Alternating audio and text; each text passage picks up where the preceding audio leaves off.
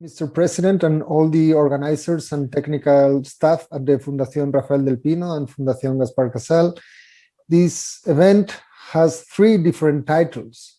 One is taken from the book. The three authors that are speaking today with us have been interviewed for, and the book is called Sociedad entre Pandemias, and so is the event. The other title for this event is also in Spanish, and it's COVID-19, Historia de una Crisis. It stresses the interest in history that is the common denominator to our three speakers today.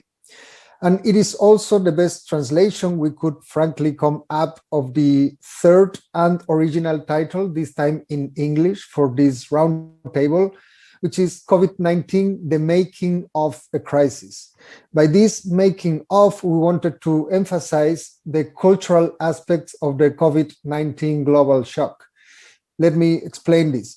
While the virus SARS-CoV-2 is a natural being, as are of course the effects it causes on the human body, the perception, handling, and the effects of the virus depend on a number of variables that are cultural as much as they are natural. Among these aspects, I want to emphasize today history, economics, and sociology.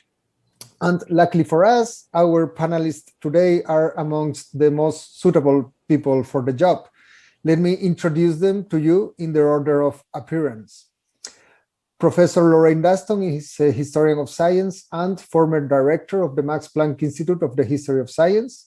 She is known for having advanced the field of historical epistemology through analysis of the historical changes of meanings of concepts such as observation, objectivity, and rules or laws. She was interviewed for Sociedad entre Pandemias by historian of science Sébastien Dutreuil, and there she emphasized the different ways in which natural and moral responsibility have been understood from the early modern period to basically the present pandemics. The second speaker is Adam Tooze from Columbia University. For historians of science, he's mostly very well known from his early work on statistics and the German state, as well as other important works on economic history. For many other people, including those in Fundación Rafael del Pino, who had the good taste of inviting him a couple of years ago, I think, he is very well known for his historical approach to the 2008 financial crisis. His contribution to the book Sociedad entre Pandemias was a dialogue with historian and sociologist of technology Lee Winsel. In it, Professor Tooze analyzed the different ways in which the COVID-19 pandemics is affecting global markets and geopolitical balances. Finally, Professor Jeffrey Alexander works at Yale University, where he's one of the most salient champions of cultural sociology, understood as an approach to culture which focuses on symbolism and meaning as relatively independent from the factuality of events. Among the many works in which he has developed this view, both theoretically and through practical examples, is his contribution to Sociedad entre Pandemias, in dialogue with philosopher and sociologist of philosophy Javier Pérez Jara. In that chapter, Alexander focuses on competing interpretations of viruses and vaccines across countries and regions. As speakers very well know, this quick summary of their contributions to the book does not at all mean that they need to stick to what they said there. Sorry. On the contrary, it is an invitation to just reflect and enrich the conversation on COVID-19 through the approaches of history, economic history, and cultural analysis of pandemics. It's nothing more, but also, of course, nothing less. So each speaker, starting with Professor Daston, will have 10 minutes, and then the three of them will engage in free conversation for another 10 or 15 minutes. And I will finally be taking questions from the website. So for those of you both in the physical and online audiences, please go there to the website and direct your questions there so I can read them. And without further ado, Rainey, the floor is all yours. Thank you very much. Thank you very much, Lino. As Lino said, I will be speaking from the perspective of a historian of science, and I'm going to start with how a disaster becomes a crisis, how it's made visible. Second, the diagnostic characteristics of this particular crisis. And third, its impact on science. So crisis is in the eye of the beholder, and still more in the hands of the decider. A crisis differs from a disaster like a major earthquake in at least two respects. First, a crisis is perceived to mark a critical juncture in human affairs, not just a mega misfortune like, for example, the 1978 Sichuan earthquake, devastating though that was. Second, a crisis, from the Greek word for decision, demands action, while a disaster may demand only mourning and monuments. To turn a disaster into a crisis implies making it part of the human plot, framing it in terms of responsibility and agency, and not just good or bad fortune. And for that reason, perception is key to the understanding of how a crisis is made into a crisis, how a disaster becomes a crisis. An event or situation must be framed as something that not only affects the human polity in grave ways, but also as something that is both potentially a turning point and also an occasion for obligatory action on the part of those who decide. So I'm going to start with perception, how a disaster becomes a crisis. And I think this is a claim which is hardly controversial. Without statistics, and especially graphically displayed statistics, there would arguably have been no COVID-19 crisis. There would still have been death and suffering on a global scale. But unfortunately, a great deal of death and suffering takes place on the global scale every year without triggering a crisis. That is an urgent and irresistible call for immediate action. What was needed to turn this particular disaster into a crisis was not only the counts of the number of infections and deaths, but, and this I think is the key point and the new point, a comparative scorecard of regions and nations ranked both within nations and internationally by how badly afflicted they were. So we're all familiar with these. Those of us who live in cities like Berlin or Madrid or New York, every morning would be confronted on the front page of the local newspaper with the number of infections per 100,000. Almost every major news outlet in countries throughout at least the Western world and beyond updated its national and international statistics on an hourly basis. And finally, there were the heat maps that made even those who stumbled perhaps over the numbers all too aware of who was doing well and who was doing badly. So you could see at a glance which countries were managing well, so New Zealand in palest pink, and which were managing badly, the United States in blood red magenta. To underscore the aspect of national competition in crisis management, the units on these world maps were nation states, however little sense that made from an epidemiological standpoint. Had the numbers been presented as worldwide totals, they still would have made the spread of the virus and its mounting toll and mortality visible. But by presenting the numbers on a nation by nation or a region by region basis, these maps and statistical tallies turned disaster into a crisis in which leaders were called upon not only to console the victims, as they might have, for example, after a volcanic eruption or tsunami, but to act, and to act in full awareness that they were being judged not only against their domestic political rivals, but against the rest of the world. So the postponed 2020 Olympic Games in Japan had effectively been replaced by an Olympics of political decision-making and public health management, with the daily statistics keeping score in almost real time. So that's what I think is the first novelty, not the statistics themselves, but this scorecard, international scorecard aspect. Statistics and pandemics, of course, have been twins since at least the 16th century, when plague-stricken cities like London began to keep track of the diseases spread by publishing weekly bills of mortality, which listed the number of people dying from various causes of death.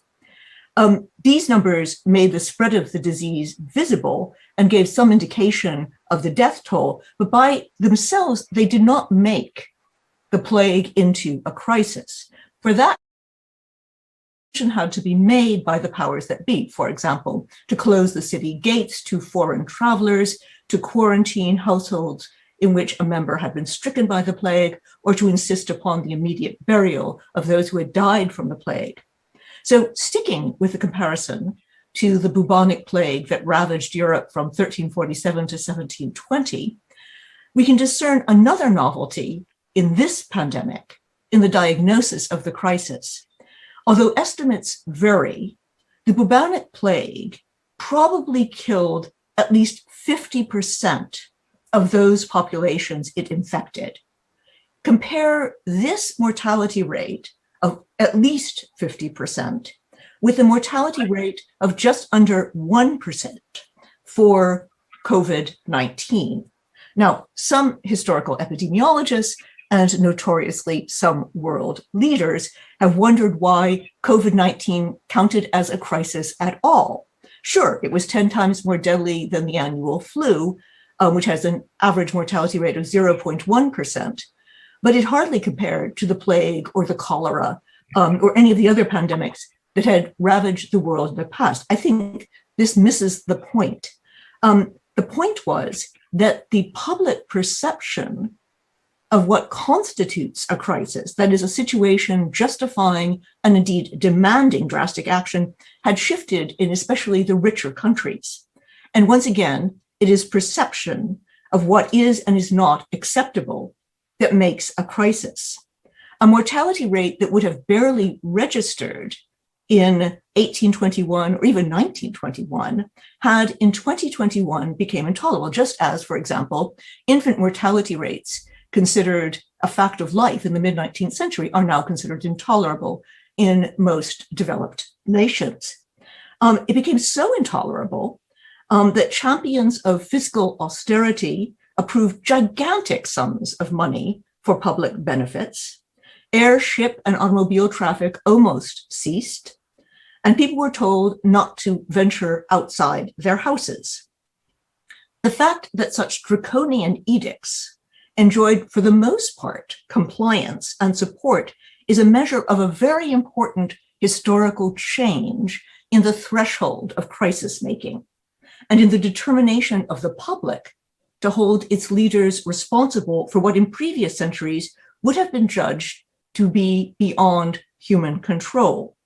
The very meaning of what the natural is has shifted. It is no longer considered natural for a pandemic to result in a 1% or more excess mortality, even if it is primarily the elderly who are affected. And it is no longer considered natural for political leaders to throw up their hands and plead force majeure. The radius of human responsibility has lengthened, and that means we can expect the number of crises, that is, situations perceived to demand immediate political action, that I think is destined to rise in the future. Finally, the role of science in this crisis. Once a situation has been made visible and diagnosed as a crisis, the pressing question is what is to be done and by whom? And it's hardly a novelty for political leaders to turn to experts at such moments. One of the first things that was done after the plague hit Italy in 1347 was to ask the medical faculty of the University of Paris for their best assessment of what the causes were. They chalked it up to an ill-starred conjunction of the planets. What's novel about the current crisis is the degree to which political leaders at least pretended to defer to scientific advice, and also the degree of international scientific cooperation that laid the groundwork for both tracking the pandemic and creating vaccines in record time. So I'll remind you of what you've all seen on your evening television news broadcasts: heads of states giving press conferences, flanked by scientists to whom, at least in public, they regularly deferred, all the hand-wringing discussions about the growing distrust of science, as evidenced by climate change skeptics and vaccine objectors, vanished almost overnight from the airwaves and the newspapers. Suddenly, scientists were being summoned to the corridors of power and became regular guests on TV talk shows. So the question I have, is this too good to last? Should it last? What do the public and science have to lose and gain from their intense interactions during the pandemic? So first, the scientists themselves. It must have been very pleasing, I think, for the virologists and epidemiologists and other biomedical researchers to have the general public hanging on their every word, not to mention the gusher of research funding and the I told you so satisfactions of having long warned the world in vain about the probability of just such a pandemic. But very soon, especially the scientists most exposed to the public eye, began to discover the nastier side of celebrity, particularly in the troll-infested social media.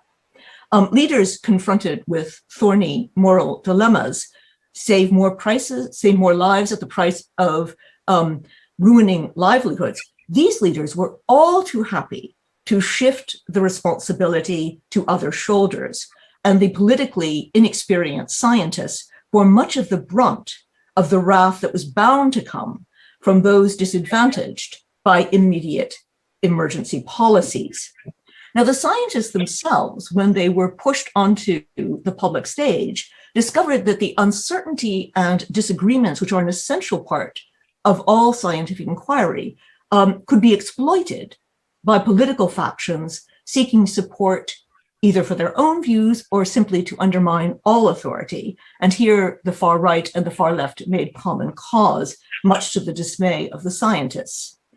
And because science journalists habitually erase all the uncertainty in the results that they report, the public was disagreeably surprised to see scientists disagreeing with one another in public. That is, at precisely the moment when the public craved scientific certainty, they were confronted with the spectacle of scientific uncertainty. And that brings me to the public side of this and a final question. Much of the public was, as I said, disconcerted by the spectacle of scientists openly disagreeing with each other about the advisability of wearing masks, the risks of contact transmission of the virus, and the merits of various medications to treat severe cases of COVID-19. And of course, the politicians were quick to exploit these disagreements to their own ends. And at least some part of the public concluded that science was just politics by other means. The inherent uncertainty of modern science, and this uncertainty is the precondition for scientific progress. If indeed today's scientific views were certain, that would be an end of scientific advances. This view of intrinsically uncertain scientific truths collided head-on with a view of truth which was still Platonic and somewhat theological, that is, of eternal, unchanging truths, not subject to constant revision by the latest new results published in The Lancet or Nature. So hence my question, with which I'll end: can the citizens, especially the citizens of rich countries who have lowered the acceptable threshold of risk to 1% mortality, learn to live with the reality that scientific truths, the sturdiest truths we have, are intrinsically uncertain. Thank you very much. Well, thanks a lot, Rainey. And now the word is for Professor Adam Tooze. Thank you. Thank you, Lino. We were asked to speak for between 7 and 10 minutes, and I will do my best to stick to that.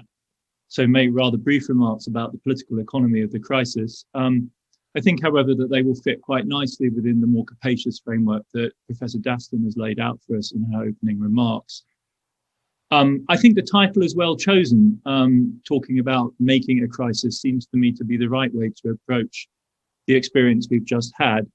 I don't think we should allow ourselves to be distracted by the current debate raging particularly intensely in the United States about the origins of the COVID crisis.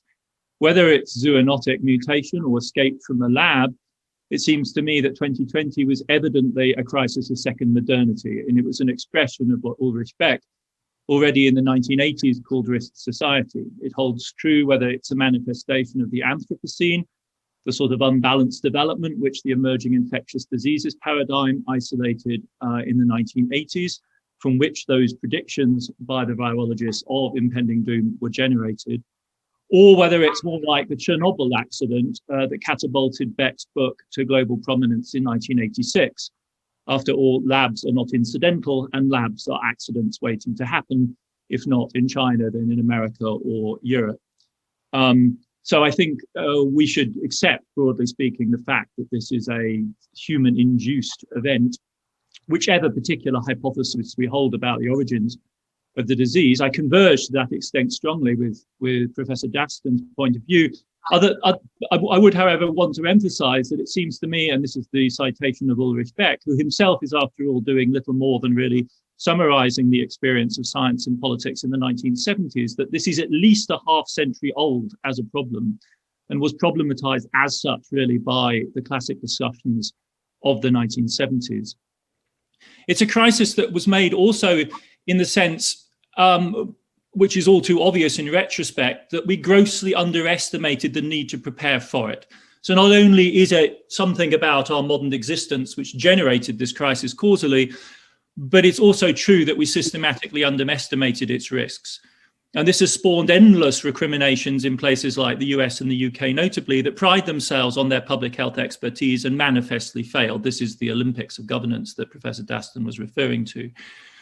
I think, emphasize, and I think it's important in viewing this, and I imagine that Professor Daston was setting us up for this framing move, that whatever the ghastly failings of the Johnson and Trump administrations were, amply documented by investigative journalists, which itself is a genre of muckraking in modernity after all, that the blindness to the risks is generic. It appears to hold for Modi's administration in India just as much as it does for some ghastly person like Boris Johnson. Not for nothing, the follow-up to Beck's book in the late 80s, the follow-up to Risk Society, much less well-known, is called Organized Irresponsibility in loose translation. Indeed, if you define neoliberalism as being a logic of depoliticization, what is neoliberalism other than a gigantic project of the denial of responsibility? It's all about burying decision and the need for choice in various types of automatic mechanism.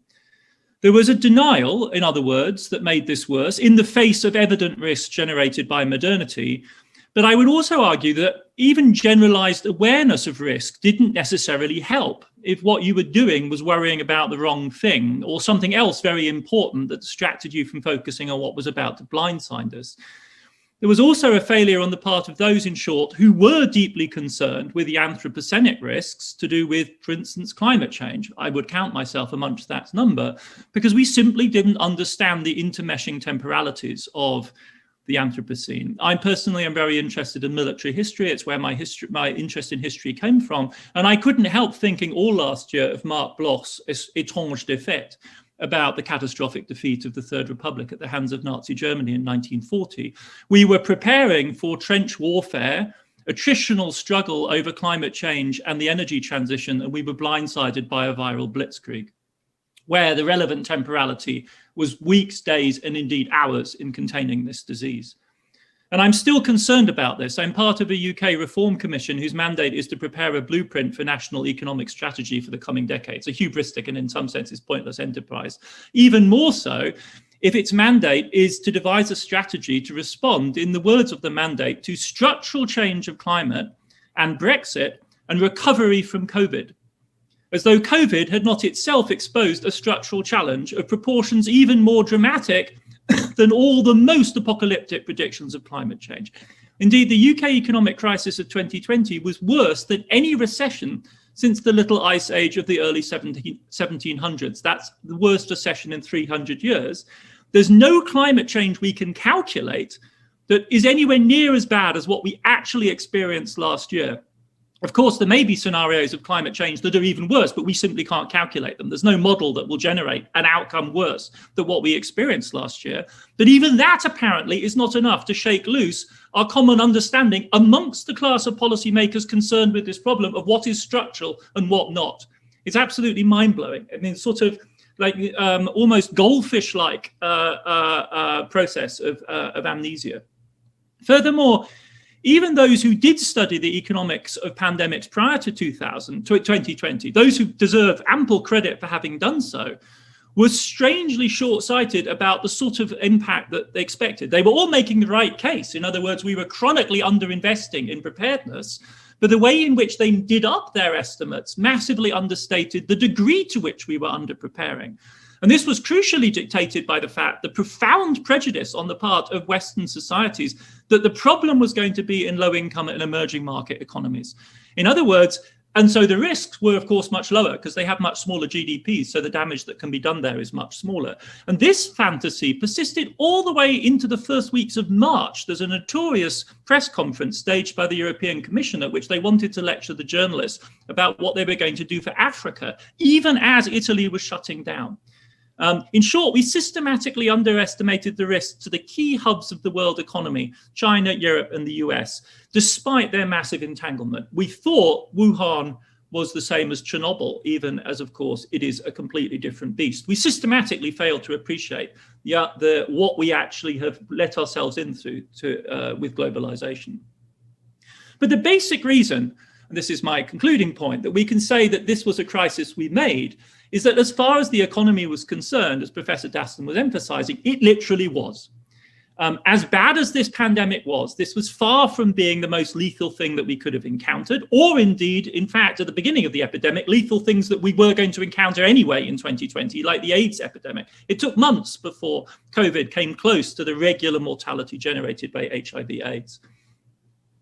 And so we chose to shut down. Now, you can't say that, especially not in economic policy discourse, without immediately triggering a highly politicized discourse, a reactionary discourse, I think one has to say, about the nanny state.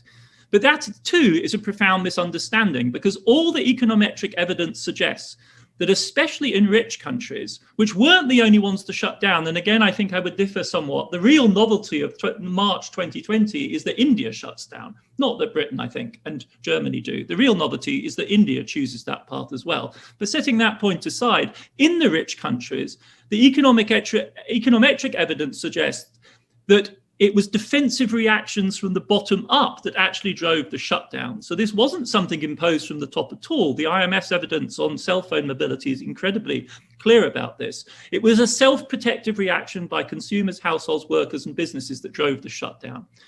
So even without a lockdown order, in other words, all we needed was global communication. All we needed was that graphic data, and it produced in society at all different levels a reaction to which governments responded by coordinating, facilitating, and indeed legalizing self-protective behavior, like in the end, famously, the shutdowns in New York schools, for instance. So to that extent, and there are neoclassical economists who will make this argument, this wasn't a crisis at all. GDP, as we all know, famously doesn't really measure what welfare is. And so if people are choosing to reduce GDP with a view to protecting themselves and their families, it's not an economic loss. That's a mismeasurement. This is an equilibrium adjustment to a supply shock. This is an argument that's actually made in neoclassical economics. And it's clearly fallacious, and it doesn't address two crucial things. And the first is the point so well made by Professor Daston, which is the very notion of crisis implies choice.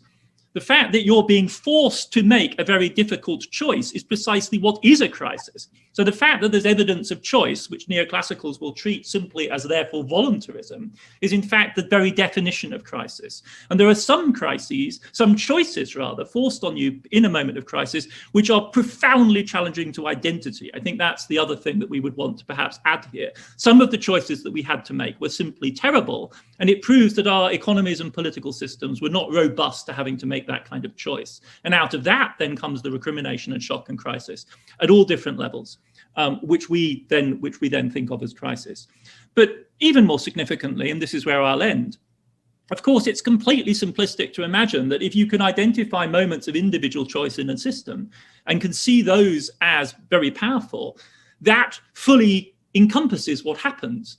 And the entire basis, presumably, for systematic social science and macroeconomics in particular, is that the consequences of those kind of localized actions are not, in fact, encompassed within the individual choice, but generate massive spillover, multiplier, knock-on effects, which then have systematic consequences which go well beyond the individual choice.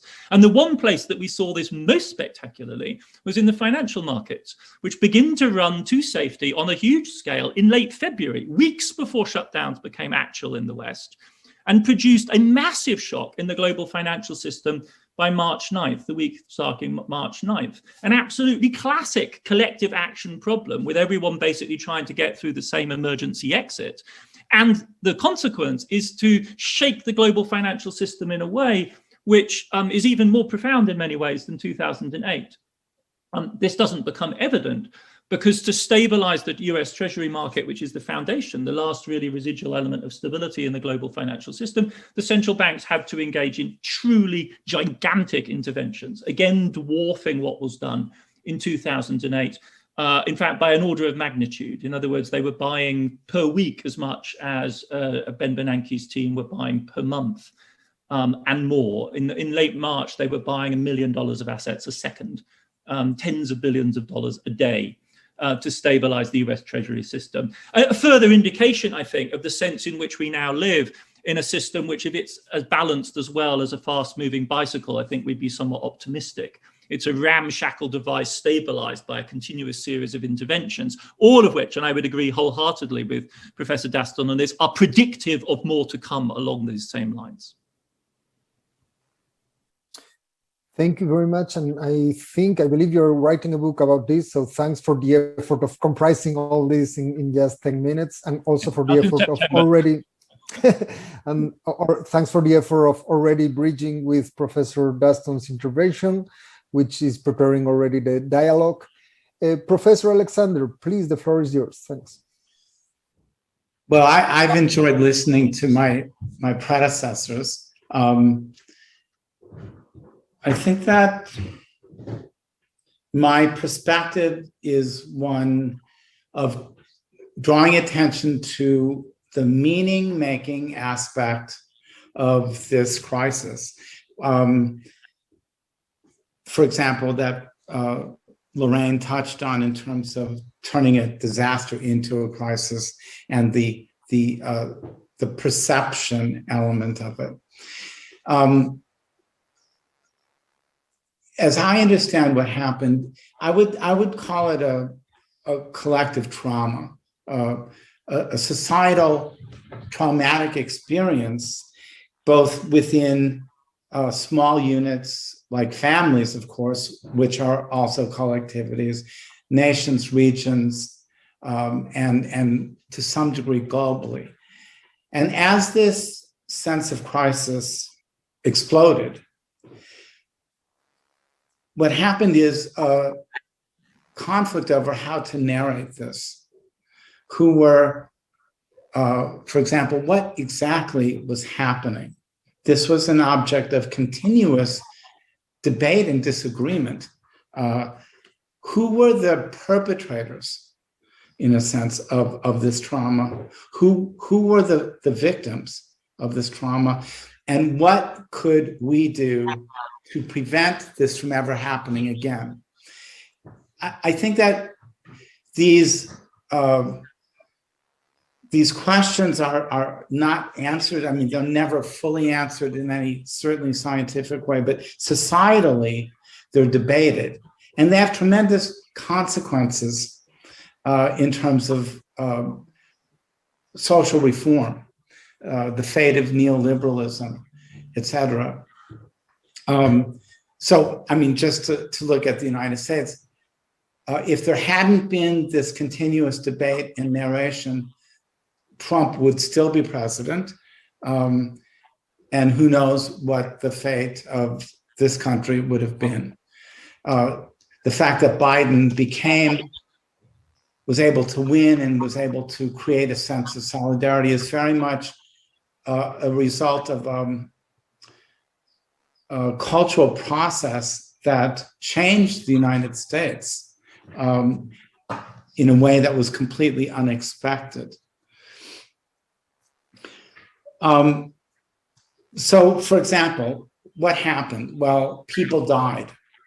Many people died, many people got sick, but it was possible, and conservatives here advanced this throughout, which is that it's not a big deal.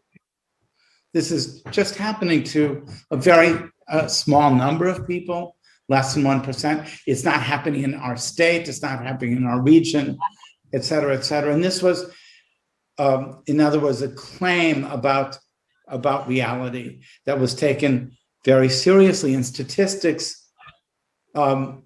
could sometimes bolster this view, sometimes challenge it, but the statistics had to become signifieds in a discourse that was made powerfully by some people and others. One of the issues that was consuming people was not the level of actual death and disease, but had our society, this is actually a failure of society.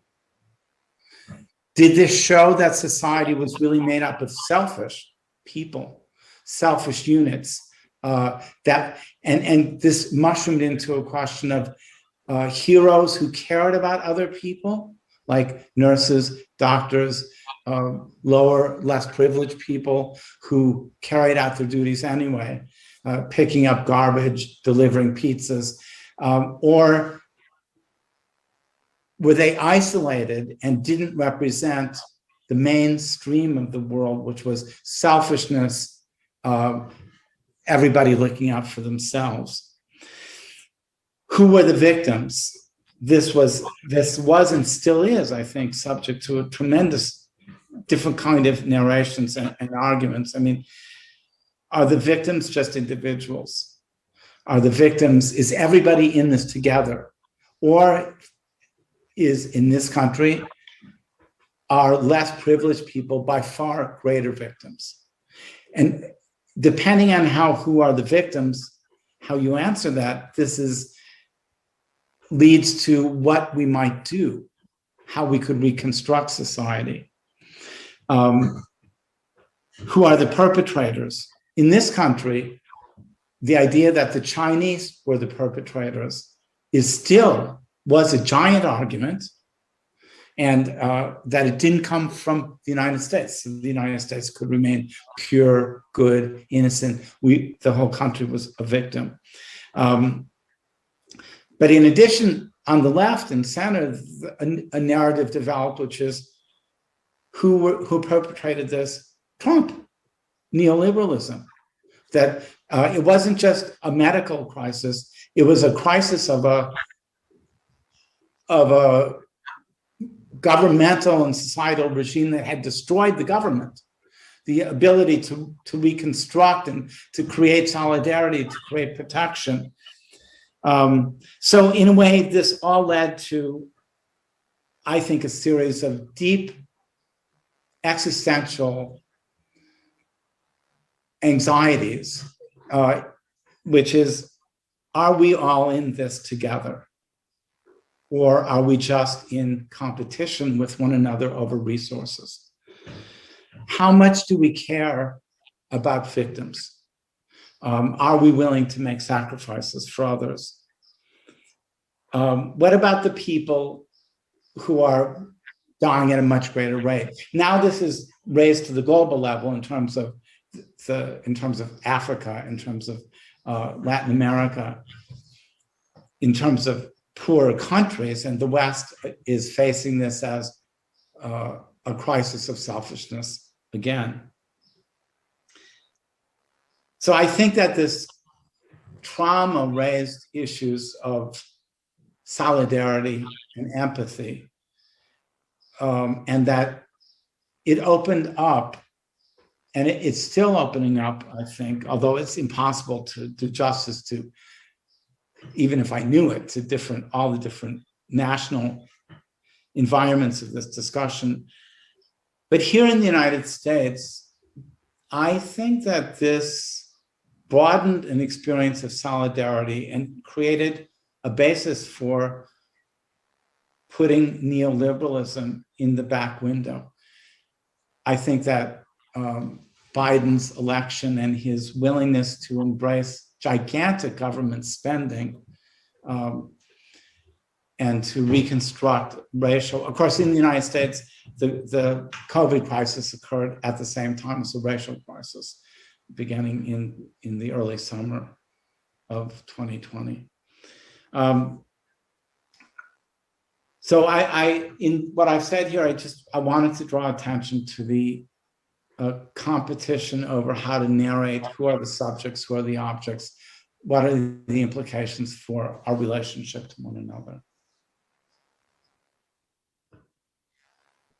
Okay, so thank you very much as well, Professor Alexander, and this was great. We are just on time, perhaps a little bit late, but we have time enough for that 10 to 15 minute dialogue among yourselves. I don't want to organize it in any way, just let you express your ideas as you please.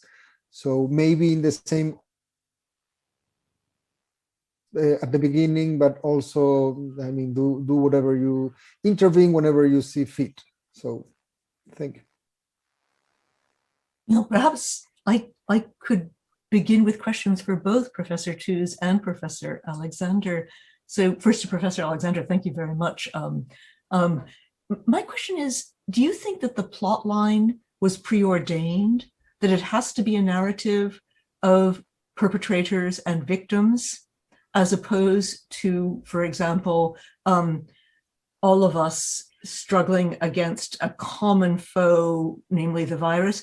I was struck by the degree to which various national leaders, not in the United States, but in Europe, have anthropomorphized the virus. Boris Johnson, most notoriously, when he said it was like a mugger whom you had to wrestle to the ground.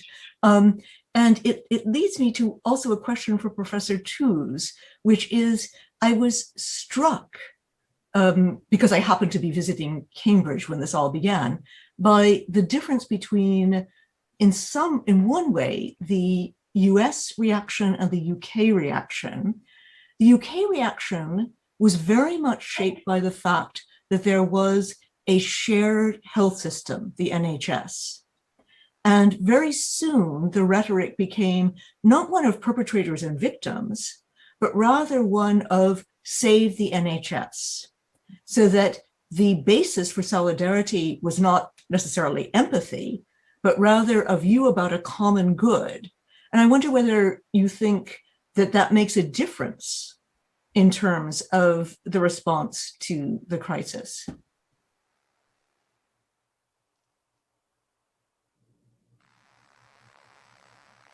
I'll just address I think that, let's say there's if a country or a region would say the perpetrator is the virus, this would still create a strong narrative of trauma and victim. And the narrative would be one that would avoid political polarization and cultural obliteration of other people. So that I would still, I think, as you would also perhaps understand this as a cultural construction of a crisis. Yet I don't think, and maybe that was, or certainly that was one of the narratives that permeated this. But in England, in Britain, Boris Johnson was also held to be an evil buffoon who was taking Britain down a path of vulnerability. And certainly in the United States, there was this other way. But I don't know about on the continent as much. Somebody else would have to tell me. Yeah, I'll just say that in every Berlin train station, there is shouted out at you, wear a mask and zusammen gegen den Virus, together against the virus. So that's the line. Yeah. I mean, I think it's tempting to focus on that difference because, I mean, between the US and the UK, because the NHS has acquired this totemic status in Britain in recent years. My friend David Edgerton has a strong line in saying it's, as it were, one of the few national institutions that continue, in fact, to hold the UK together. And there is a critical reading of this, which is that in terms of policy choices, it was quite disastrous because, in a sense, what the British pursued was an absolutely radical policy of flattening the curve, which is, was a discourse shaped profoundly by studies done by Imperial College for good reason. And the crisp focus, if you like, of policymakers on enabling the survivability of this highly centralized national health system had rather perverse side effects in that they didn't really properly address the spillover effects of, for instance, dumping bunches of untested elderly patients into the care system, which isn't part of the protected envelope. So you have an insider-outsider problem in Britain, which is very acute because the NHS has this totemic status. And I think it is tempting to say, obviously, things are radically different in America because it has this, grotesque, ramshackle, incomplete, private, ghastly, overpriced, useless healthcare system. But living in a city like New York, I have to say that the differences were much less pronounced than I would have expected. Because at a state level and in democratic run places like New York, which were faced with an absolutely out of control crisis in March, I think the fine divisions between which particular bit of the healthcare system you were in and which particular insurance card you had largely disappeared in practice in the heat of that moment. At least at the level of cultural sociology, the sense that we were a city totally dependent on our ambulance drivers, our nurses, and our doctors was omnipresent, totally shared, and every bit as consensual. I think in many ways more consensual. And New Yorkers were much more disciplined about wearing masks than the UK population until very recently when we were immunized. Through to the beginning of this year, my family in the UK are mask resistors, despite being molecular biologists. And in New York, it was just social conformism that you wore a mask and everyone. So the divisions have softened in a remarkable way. The problem, of course, is the units of comparison. It doesn't make sense to compare England with the United States because they're just unlike units. And in the United States, it's 30 million people. So if you compare, if you do the basic sort of sensible region for region comparisons, there are plenty of bits in the US which I think are quite like the UK in practice. And then there are bits of the US for which there is no European equivalent, essentially. And the obvious analogues are in Brazil or in Mexico, where you have very similar patterns of total rejection. There are leaders, and by no means only Trump, who were able to simply deny the reality of this. I mean, AMLO in Mexico and Bolsonaro in Brazil are both very important examples. And Modi too. Of flat out denial. Yeah. I wanted to ask a question of Jeff. It's funny listening to you talk about it because I ended up writing lines incredibly like that in this book. And I'm not being a cultural sociologist. I felt embarrassed doing it because I just felt a little bit out of my depth. And the concept which kept coming to mind as somebody who's been long interested in military history, military cultural history, sociology, is this question of the heroic discourse. And there are memes, perhaps rather flat, but nevertheless quite interesting, about the emergence of the post-heroic society. We have professionalized militaries, we have endless wars fought by people who aren't the mass of the population. In Germany, of course, this is a standing question about where military Germany went, where have all the soldiers gone?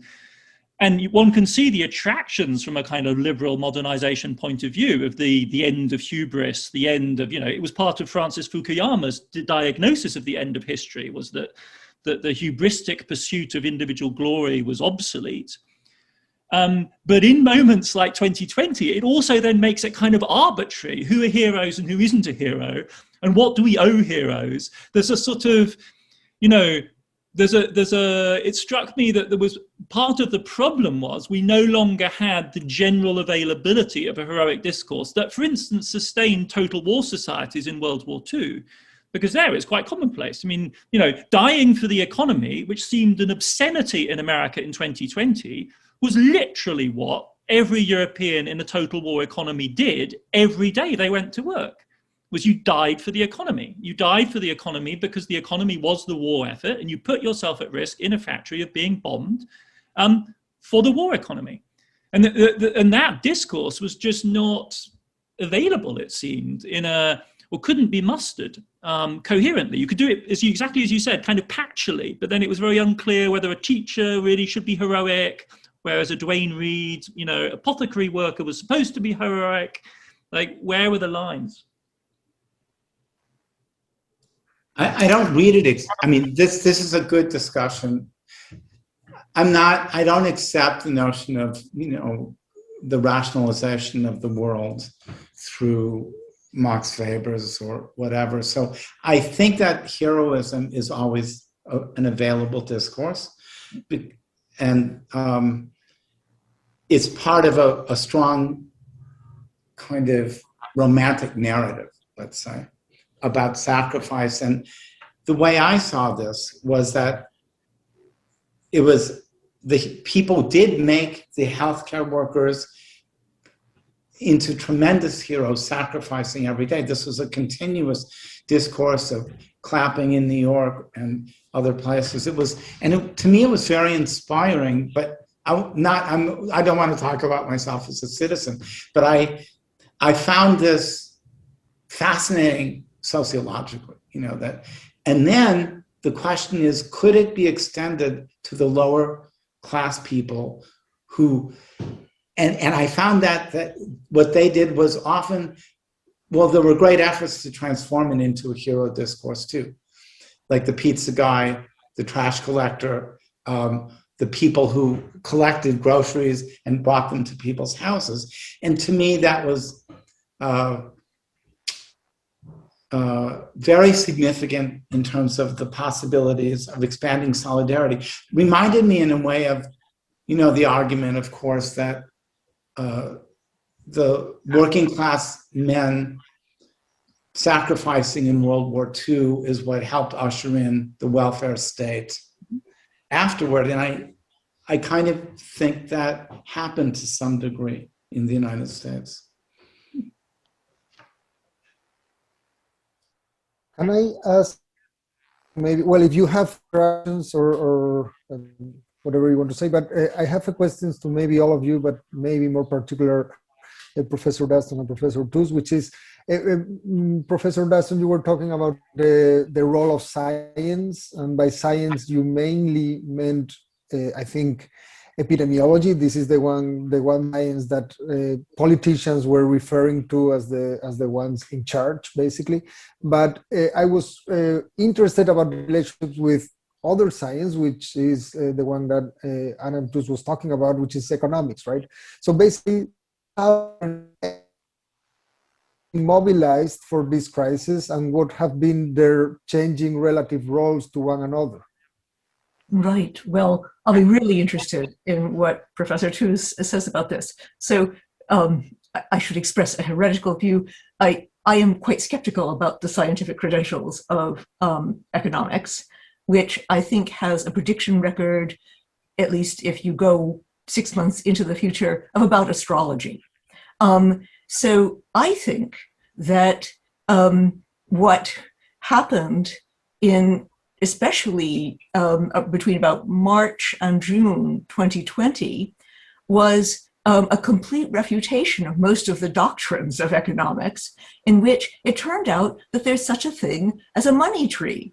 I have vivid recollections of the notoriously tight-fisted German government going on TV. These are the people who had preached austerity to countries like Spain, and Italy and Portugal for years, saying, I have a bazooka, by which he meant, I mean, this is a very ill-chosen metaphor for a German politician, but I have a bazooka and we're just going to throw money at this. We're just going to throw money at this. So my view about if this were an Olympics not of public crisis management, but rather of which sciences were doing well and which were doing badly, I think that the virologists came out very well. The epidemiologists, there was a real problem with their modeling and not just Imperial College.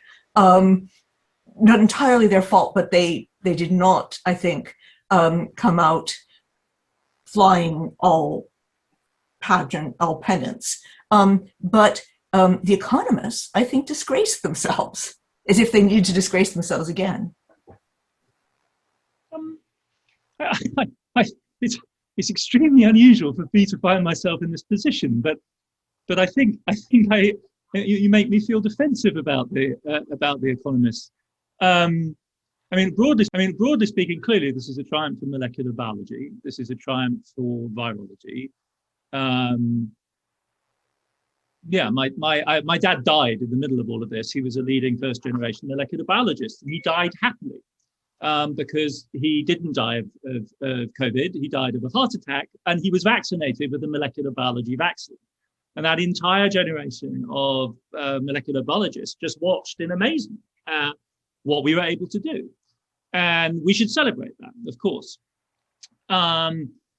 I think also with the epidemiologists, I was going to add this as an amendment to Professor Daston's remarks, is that after all, what really moved mountains in the end were not just the data and the graphics, but the predictions. It was actually the Imperial College predictions in mid-March of where we would end up unless we locked down that really changed the world in the decision-making processes in Britain and the United States. And we have very good, as robust evidence as historians will ever have, of the influence of that data. We know, Fauci and Co described the moment at which it arrived on Trump's desk, and combined with some very graphic television footage from Queens, we think it changed his mind about the American lockdown, crucially. So in a sense, were they accurate or not doesn't really matter. They probably drove the decision-making process in the right direction. It was performative stuff, right? So I think that kind of discipline has a rather ambiguous impact here. I think I really would insist that that economics this time around didn't get in the way.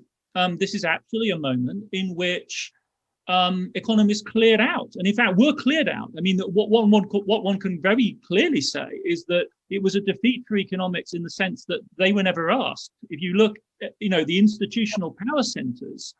So normally you'd think of the British state as governed by the UK Treasury all the way back to the 18th century. And it, I think, is the case that in none of the key decisions in early March, anyone from the UK Treasury was asked what was going to happen and what was going to go on. And that in the history of UK governance is extraordinarily unusual for them not to be calling the shots. Once the path was then set, I think it's very unfair to say they failed. No, on the contrary, what they did was to recognize that this was a quasi-war economy, John Maynard Keynes, how to pay for the war type moment. And in fact, they're very skillful now at devising QE type programs. And there was remarkably little objection from any serious side in the economics profession to what was done. And a lot of rather constructive thinking went on in key central banks and treasuries around this problem. And a lot of lessons have been learned from the austerity phase after 2010. So, does that mean that they're going to embark on a wholesale transformation of capitalism and thereby reduce the anthropocenic risks? No, evidently not. But that's not a problem of academics. That's not a question of economic intellectuals. That's a question of massively entrenched power and interests. And frankly, what we like to eat and the difficulty of persuading hundreds of millions of rich people to stop eating meat. But I think, no, the economics profession was in a sense kind of quick to respond, as quick as any other group of experts in this moment. And in part because they do in fact recognize that the handling of the aftermath of 2008-9 was severe, and speaking to an audience based in Spain, nowhere more so, of course, than in Europe, and the tragic consequences of decisions made after 2010 for Spain principally, as the largest victim of the Eurozone crisis, have in fact a significant impact on European policy discourse. And though the initial attempt to get Corona bonds started, which was pushed by the Spanish government, much to its credit, that failed. Ultimately, the Germans were won around. And again, persistent effort, the slow digging, the slow drilling of boards by German economists of the center and left has made a huge difference. And the fact that SPD control the finance ministry has made a big difference. Yes. So no, I think I would. Olaf Scholz did make a big difference. Yeah. Can I ask you just, Lino, is there time for me to ask a question about this? So the question is, I do agree with you that once the economists had decided that this was a state of exception, like unto a war economy, they had a way at least of framing it, even if I think that their actual decisions were, compared to those of the virologists and even the epidemiologists, an order of magnitude less consequential and less helpful. But the question is, does that very framing of this as a state of exception really imply that the lasting impact of this is going to be minimal? So you began your remarks, I think, quite trenchantly about how wildly unprepared almost all nations of the world were for what happened. And it could easily have been any of the other catastrophes which might have happened. And that leads me to ask, what does it mean if we still think in terms of such periods as anomalies, as opposed to the new normal, as opposed to a kind of fitful rhythm of such explosions, and which are framed, at least at first, as, it's an anomaly, it's an exception, very soon we will be back to normal. What does that say about not just the science of economics, but about politicians, about all of us? Yeah, I'm just one more time on this. I don't think there are many economists who are really engaged in a knowledge Olympics with molecular biology. Right? I should say I teach at the humble enough. Chicago. There are some.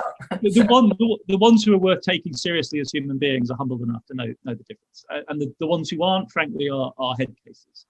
But I think it's really interesting, and this is the Schmittian problem, right? This is a problem. This is the problem of politics fundamentally, and this is perhaps also one of the reasons why the domain of economics and social science is fundamentally different from that of natural science. This is an inherently political question that you've opened up, and it will play out accordingly. And as it were, the question of who has the power to decide whether this is the normal or not is the pivotal question of the current moment. And the election in Germany, in some senses right now, is precisely about that question, right? The Green Party is trying to say, folks, wake up, smell coffee. This is our normality, and it's radical. This has been their message since 16 or something, right? That realism is radicalism now. And that, for most of us, is a highly compelling diagnosis. Whether or not you can get the Poles and the Dutch to agree on this as the basis for a rewriting of the European fiscal rules is another question.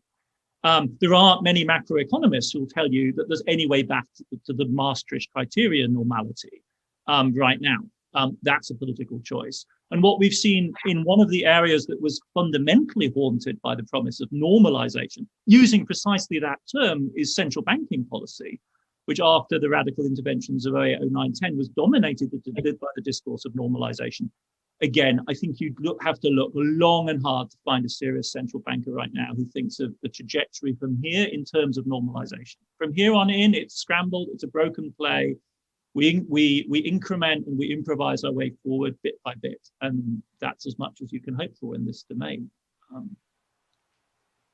May I just add one thing to that there's been various studies of Taiwan, Singapore, South Korea. Why did they do so well? And basically, the way I understand it is that because of the SARS scare, which made them feel extremely vulnerable, and they were very vulnerable, they reconstructed and built collective memory.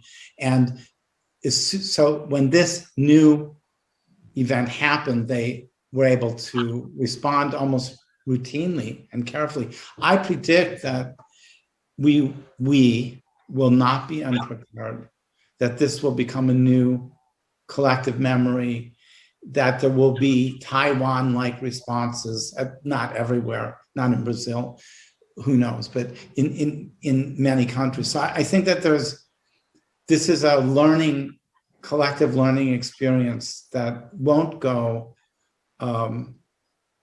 unacknowledged, I think.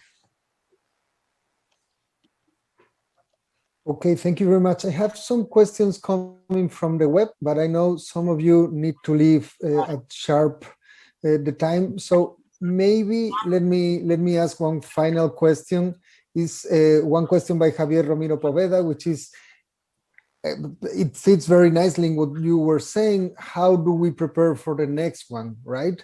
And I want to make it a little more complicated and ask, imagine that politicians in different parts of the world took for granted all that you're saying, right? That history matters, that culture matters, all the things that you've been saying. That is to say, imagine that instead of talking about the power of epidemiologists and virologists and economists, we were talking about the power of the human and social sciences. Imagine for a minute, that's the framework with which politicians approach political action. How would that change what they do to prepare for the next crisis? If I might answer first, simply because I really do have to leave in 60 seconds. Absolutely.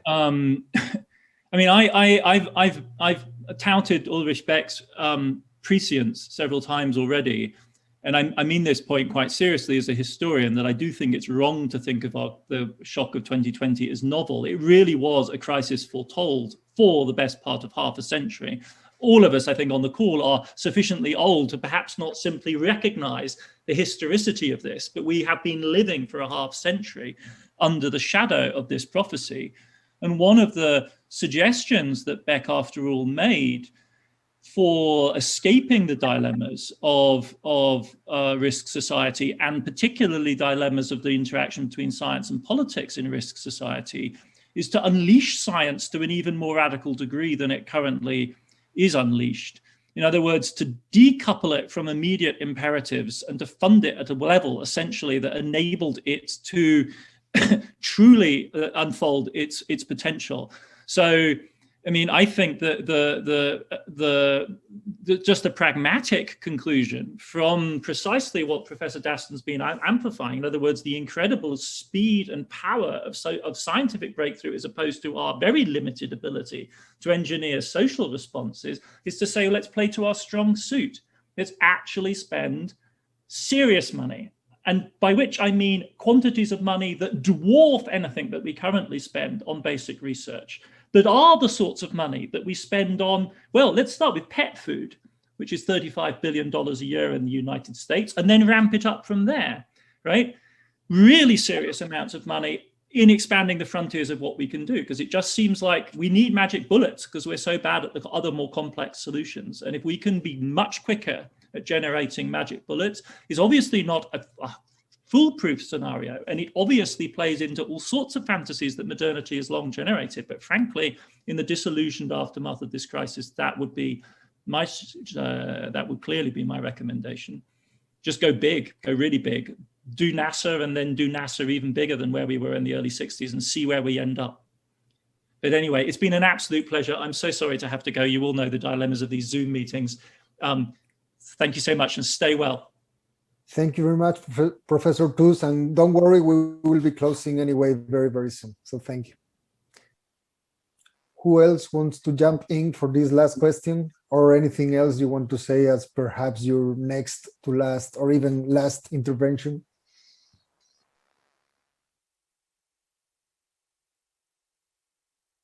Well, it might be interesting to say that I'm not on board with Adam's suggestion of, that science will save us.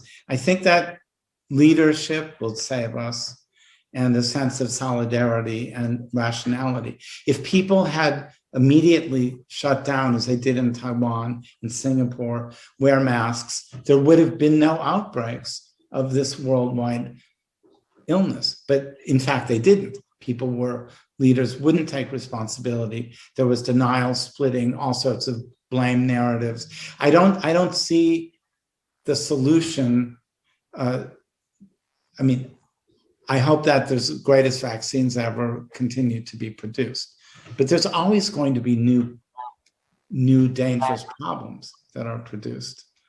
So for me, the answer is in a sense of societal responsibility, shared suffering, empathy, and then some kind of responsible leadership. Yeah, I mean, I confess I'm tempted by Adam Tooze's solution to the problem, but I have to recognize the justice of what Jeffrey Alexander just said, which is, first of all, it's completely unclear where the next disaster is coming from. We could say climate change, but there are a lot of sciences out there, and you first have to make a decision as to which horses you are going to bet on. But even that won't really solve the problem. It's, I think, fundamentally a problem, not only of solidarity and empathy, I agree with that, but also of trust in institutions. Those countries that fared best were those that, in general, trusted their institutions. And there's no way that science alone, no matter how pyrotechnical, can replace the kind of trust the Taiwanese, for example, and the Finns have in their governments. If you want people to follow the dictates of science, not just pay for them, but follow them, there's going to have to be a great deal of work done to create and restore that lost trust.